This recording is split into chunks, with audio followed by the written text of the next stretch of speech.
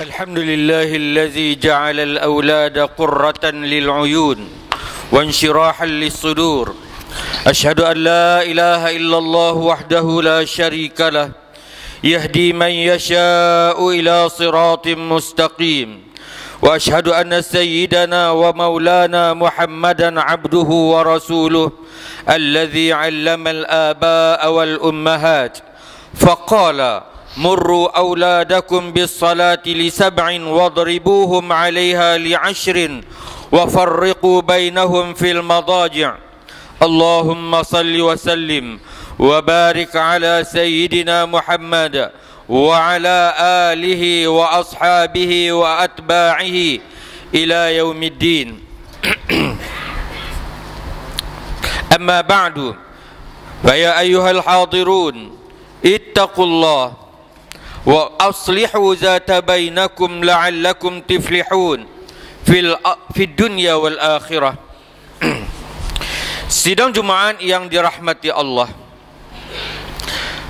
bertakwalah sesungguh-sungguhnya kepada Allah Subhanahu wa Ta'ala dengan menjunjung tinggi dan beramal dengan suruhannya, dalam masa yang sama meninggalkan langsung segala larangannya. Sesungguhnya dengan demikian kita akan berbahagia di dunia dan juga di akhirat. Anak pinak adalah anugerah dan amanah Allah yang paling unggul kepada kita. Di dunia, anak pinak akan berperanan sebagai penyambung keturunan kita dan akan menjadi tali hayat bagi agama Islam bernafas terus hingga ke hari kiamat. Untuk akhirat pula, anak pinak yang saleh akan menolong ibu bapanya bagi meringankan bebanan azab mereka dengan doa dan ibadah yang dipanjatkan kepada Allah untuk roh mereka. Sidang Jumaat yang dirahmati Allah, Islam telah meletakkan asas yang sangat kukuh bagi mendidik anak-anak, kerana menyedari bahawa mereka bakal mengambil alih tugas-tugas berat bagi pimpinan agama, bangsa dan negara.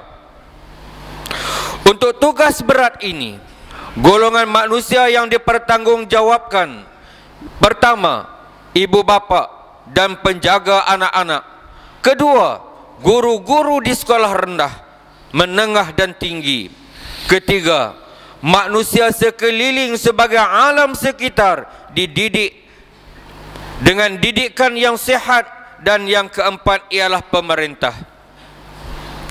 Kelompok ini dikawal selia oleh undang-undang agama, adat dan masyarakat, dan undang-undang negara. Di akhir-akhir ini, lahirlah di tengah-tengah masyarakat anak-anak remaja yang salah bawaannya. Iaitulah kegiatan seks bebas di kalangan anak-anak remaja kita. Perkembangan yang menakutkan ini telah menjadikan hampir semua orang mengeluh dengan penuh nada kekecewaan kerana bimbang malapetaka dan bencana keruntuhan akhlak yang menimpa dan menular kepada anak-anak remaja yang kelak sampai tidak terkawal, yang membawa kepada kerosakan kepada hala tuju masyarakat Melayu Islam yang akan datang. Di antara sebab-sebab yang telah dikenal pasti berlaku amalan buruk ini ialah: yang pertamanya, pergaulan bebas di antara remaja lelaki dengan perempuan. Padahal agama melarang keras amalan songsang ini, kerana akibatnya boleh membawa kepada amalan seks bebas. Sabda Rasulullah sallallahu alaihi wasallam, la yakhlawunna rajulun bi amri'atin illa kana thalithuhuma syaitan, yang bermaksud tidaklah duduk bersunyi-sunyian seorang lelaki dengan seorang perempuan melainkan yang ketiganya ialah syaitan. Mafhumnya, dalam majlis pergaulan bebas muda-mudi remaja ini, syaitan bertugas menarik mereka ke jalan maksiat, iaitu untuk melakukan perzinaan khasnya. Islam amat memusuhi perbuatan zina. Bukan sahaja berzina itu dilarang dan dipandang keji, malah menghampirinya pun dilarang. Firman Allah Subhanahu wa taala, a'udzubillahi minasyaitonir rajim, wa la taqrabuz zina innahu kana fahishatan wa sa'a sabila. Yang bermaksud, dan janganlah kamu menghampiri zina. Sesungguhnya zina itu adalah satu perbuatan yang keji dan satu jalan yang jahat yang boleh membawa kepada kerosakan. Sebab ataupun faktor yang kedua yang mendorong ke arah amalan seks bebas ini ialah peralatan elektronik yang disalahgunakan, seperti video lucah, internet, Facebook dan berbagai-bagai lagi. Dibantu pula oleh majalah-majalah lucah yang semuanya peralatan-peralatan ini dijual bebas di mana-mana sahaja. Termasuklah boleh, kadang-kadang termasuklah dibawa ke sekolah oleh anak-anak murid kita yang nakal. Semua peralatan ini merupakan ubat perangsang syahwat yang akhirnya terjebak kepada perzinaan. Yang ketiga, kurang atau tiada langsung ajaran agama Islam pada remaja-remaja tersebut. Ajaran Islam telah meletakkan satu peruntukan undang-undang yang tepat untuk menahan penganut-penganutnya daripada terjerumus dan terjebak ke lembah maksiat, yaitu dengan ramuan malu dengan iman. Sabda Rasulullah sallallahu alaihi wasallam, "Innal haya'a wal iman qurina jami'an fa iza rufi'a ahadahuma rufi'al akhar." Yang bermaksud, sesungguhnya malu dan iman saling kawan mengawan. Apabila dibuang satu, terpisahlah keduanya. Dengan kata lain, tidak ada sifat malu, maka tidak ada sifat iman. Padahal iman amat penting bagi seorang mukmin. Yang keempat, remaja perempuan terlalu mudah menurut ajakan atau pujukan remaja lelaki. Pantang dipelawa terus sahaja ikut. Ada yang sama seorang dan ada pula yang secara berkumpulan. Apabila berlaku keadaan ini ditambah dengan ketiada iman dan malu, maka mudahlah syaitan memerangkap mereka hingga terdorong kepada amalan seks bebas ini. Islam bukan sahaja melarang menyentuh di antara lelaki dan perempuan, malah melarang juga daripada pelakuan yang boleh membawa timbulnya perasaan berahi. Dengan sebab ini dianjurkan supaya masing-masing lelaki dan perempuan menutup aurat dan dilarang sentuh menyentuh, kerana Nabi sallallahu alaihi wasallam bersabda, yang maksudnya bahawa ditikam kepala seseorang kamu itu dengan jarum besi adalah lebih baik daripada kamu menyentuh seorang perempuan yang bukan mahramnya. Yang kelima, kurang atau tidak ada langsung pengawasan daripada ibu bapa atau penjaga anak-anak, sama ada mereka terlalu sibuk dengan kerja cari makan, atau anak-anak itu memang tiada penjaganya, seperti ayah atau orang yang bertanggungjawab atasnya telah meninggal dunia. Ada juga ibu bapa yang kurang senang anak-anak mereka berada di rumah kerana rumah sempit dan sebagainya. Dengan demikian, mereka tidak mengambil kisah di mana anak-anak mereka berada.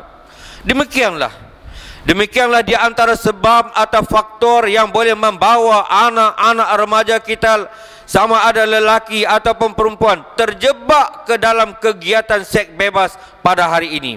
Oleh yang demikian, ibu bapa, guru-guru, persatuan ibu bapa dan agensi masyarakat hendaklah bekerja sama mencari jalan pencegahan agar penyakit kronik ini tidak menjangkiti lebih-lebih lagi ramai anak-anak remaja kita, yang hingga sampai kepada tahap yang tidak boleh diubati lagi. Sidang Jumaat yang berbahagia, dan di antara ramuan rempah ratus bagi mengubati penyakit kronik ini ialah, yang pertamanya, ibu bapa dan penjaga anak-anak hendaklah mengambil tahu sungguh-sungguh ke mana anak-anak mereka pergi. Siapakah kawan rakannya? Apakah kegiatan luar yang dilakukannya? Seboleh-bolehnya, jangan dibiarkan mereka keluar malam hari kecuali ada penemannya. Pastikan jadual kerja luar mereka benar dan mustahak, bukan untuk berseronok suka sahaja yang membawa mereka terjebak dengan kegiatan di luar dugaan. Yang kedua, intiplah anak-anak ketika mereka berseorangan di dalam bilik. Pastikan kerja yang dibuat itu berfaedah untuk pelajaran dan sebagainya, bukan berseronok-seronok dengan menonton video lucah atau membaca majalah lucah atau melayari internet yang tidak berguna. Periksalah juga sekali-sekala beg sekolah mereka.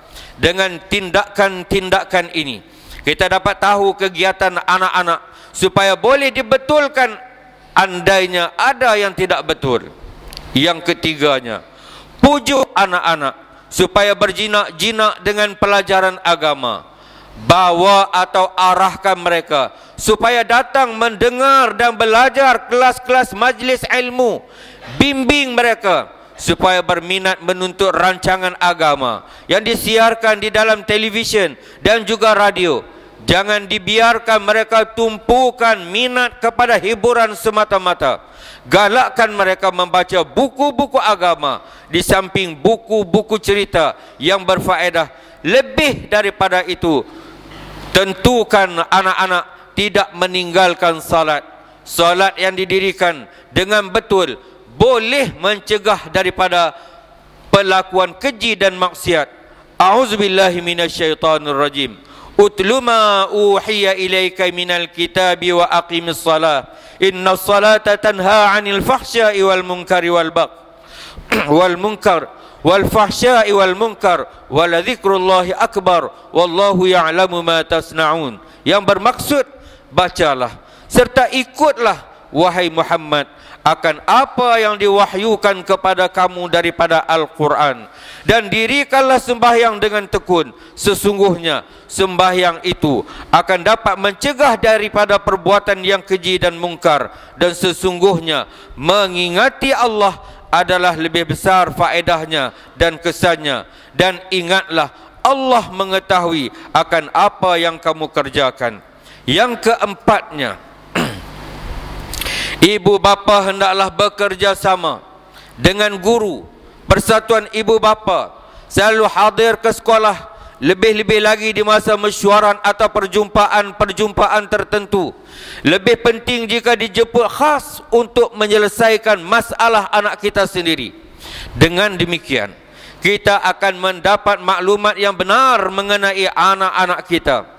Bagi anak-anak yang tiada lagi bersekolah, pujuk mereka supaya bersama-sama kita menolong kerja kita di tempat kerja. Lantaran itu, kita tidak diserang oleh kebimbangan terhadapnya, kerana mereka berada di samping kita. Jika boleh, bantu mereka mencari pekerjaan tetap atau juga kerja yang halal. Semoga dengan itu mereka tidak punya banyak masa lapang yang membawa mereka mengelamun sampai terdorong kepada amalan-amalan yang tidak berfaedah dan merosakkan diri mereka sendiri. Yang kelimanya, bekerja sama dengan ibu bapa lain dan beri kuasa kepada orang-orang tua kampung atau taman bagi menegur dengan jujur terhadap perlakuan salah laku anak-anak kita. Tindakan ini membuatkan anak-anak tidak berani melakukan perlakuan-perlakuan yang tidak senonoh di mana sahaja mereka berada, kerana mereka diawasi oleh kawan dan rakan bapa atau orang tua-tua setempat. Amalan baik ini telah biasa dipraktikkan di zaman dahulu dan didapati amat berkesan dalam arena pendidikan, dan merupakan wadah yang mujarab bagi membentuk akhlak baik anak-anak remaja kita.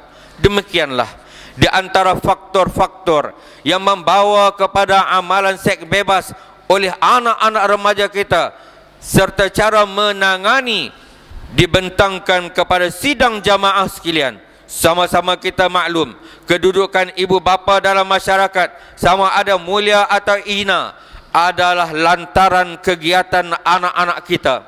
Kita akan mulia dengan perlakuan baik mereka. Sebaliknya kita akan jatuh hina dan dicemuh lantaran perlakuan buruk anak-anak kita. Oleh itu marilah sama-sama kita menangani dengan sebaik-baik mungkin, seperti mana yang disarankan oleh member pada hari ini. Semoga anak-anak remaja kita selamat daripada bencana maksiat. Kita jadi mulia, masyarakat aman, negara beruntung. Lebih daripada itu, tanggungjawab kita selesai di dunia dan juga di akhirat. A'udzubillahi minasyaitonir rajim. Ya ayyuhalladzina amanu qu anfusakum wa ahlikum nara waquduhan nasu wal hijaratu 'alaiha malaikatun ghilazun shidadun la ya'sunallah ma amarahum wa yaf'aluna ma yu'marun. Yang bermaksud, wahai orang-orang yang beriman, peliharalah diri kamu dan keluarga kamu daripada neraka yang bahan-bahan bakarannya adalah manusia dan batu-batu berhala. Neraka itu dijaga dan dikawal oleh malaikat-malaikat yang keras kasar layanannya. Mereka tidak menderhaka kepada Allah dalam segala yang diperintahkannya kepada mereka, dan mereka pula tetap melakukan segala yang diperintahkan. Barakallahu li wa lakum bil Quran wa nafa'ani wa iyyakum bima fihi minal ayati wal hikmah. Aqulu qawli hadza wa astaghfirullahal azim li wa lakum wa lisairil muslimina wal muslimat wal mu'minina wal mu'minat fastaghfiruh innahu huwal ghafurur rahim.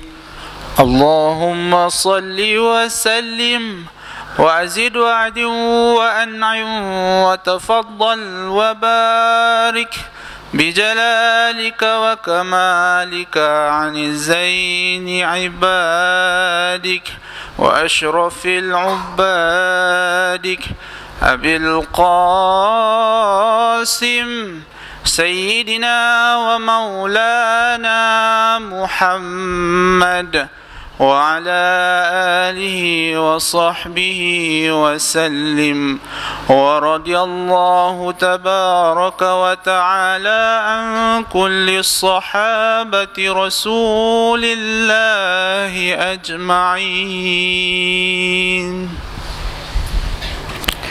الحمد لله حمدا كثيرا كما أمر. أشهد أن لا إله إلا الله وحده لا شريك له إرغاما لمن جهد به وكفر. وأشهد أن سيدنا محمدا عبده ورسوله سيد الخلائق والبشر وعلى آله وصحبه المصابيح الغرار. اللهم صل وسلم على عبدك ورسولك محمد وعلى آله وأصحابه والتابعين وسلم تسليما كثيرا. أما بعد، فيا أيها الحاضرون أوصيكم وإياي بتقوى الله وطاعته ولا تموتن إلا وأنتم مسلمون. قال الله تعالى واعتصموا بحبل الله جميعا ولا تفرقوا واذكروا نعمة الله عليكم إذ كنتم أعداء فألف بين قلوبكم فأصبحتم بنعمته إخوانا وكنتم على شفا حفرة من النار فأنقذكم منها كذلك يبين الله لكم آياته لعلكم تهتدون.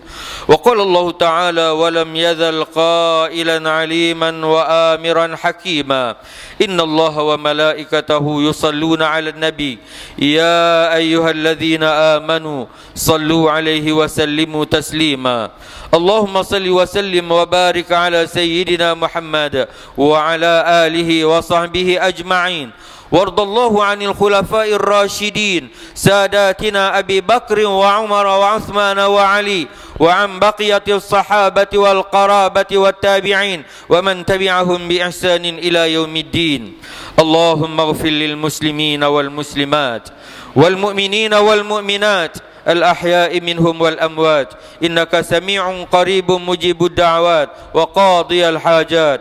وأن تشمل بعنايتك وتوفيقك مولانا الملك المعتصم بالله محب الدين السلطان حجي عبد الحليم معظم شاه ibni almarhum Sultan Badlishah wa waliyu ahdihi sumual amir Tengku Haji Abdul Malik ibni almarhum Sultan Badlishah. Allahumma ansuril Islam wal muslimin wa dammiril kafarata wal munafiqin a'da'aka a'da'ad-din. ربنا اغفر لنا ولإخواننا الذين سبقونا بالإيمان ولا تجعل في قلوبنا غلا للذين آمنوا ربنا إنك رؤوف رحيم.